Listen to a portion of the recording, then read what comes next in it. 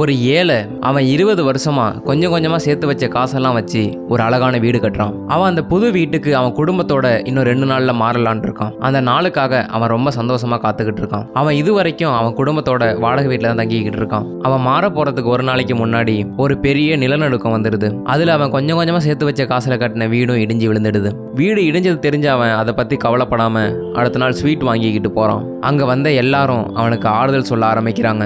ஆனா அவன் வாங்கி வச்ச ஸ்வீட் எல்லாம் அங்க உள்ளவங்க எல்லாருக்கும் கொடுக்குறான். இதை பார்த்து அவனோட நன்மை அவன்கிட்ட கேட்கறான், உனக்கு என்ன பைத்தியம் முடிச்சிருக்கா? நீ 20 வருஷம் காசு சேர்த்து வச்சு ஆசையா கட்டின வீடு இப்படி இடிஞ்சிருச்சு. நீ அதை பத்தி கவலைப்படாம எல்லாருக்கும் ஸ்வீட் கொடுத்துக்கிட்டு இருக்க. அதுக்கு அவன் என்ன சொன்னான்னா, நான் இந்த வீட்டுக்கு வர்றதுக்கு முன்னாடியே இந்த வீடு இழிஞ்சிருச்சு. சப்போஸ் நான் என் குடும்பத்தோட இங்கே வந்து தங்கி இருந்து இடிஞ்சிருந்தா நான் என் மொத்த குடும்பத்தையுமே இழந்திருப்பேன். நாங்கள் எல்லாருமே இந்த வீட்டோட சேர்ந்து இறந்துருப்போம். இந்த வீட்டோட என்னோட குடும்பம் தான் எனக்கு பெரிய பொக்கிஷம். எது நடந்தாலும் அது நல்லதுக்கு தான் நடந்திருக்கு. இந்த கதை மூலமா நீங்க என்ன தெரிஞ்சுக்கிட்டீங்கன்னு மறக்காம கமெண்ட் பண்ணுங்க. இந்த வீடியோ பிடிச்சிருந்தா இந்த வீடியோக்கு ஒரு லைக் பண்ணுங்க. மறக்காம ஸ்டாரி ஸ்டேட்டஸை இன்ஸ்டாகிராமில் ஃபாலோ பண்ணிக்கங்க. யூடியூப்ல சப்ஸ்கிரைப் பண்ணிக்கங்க.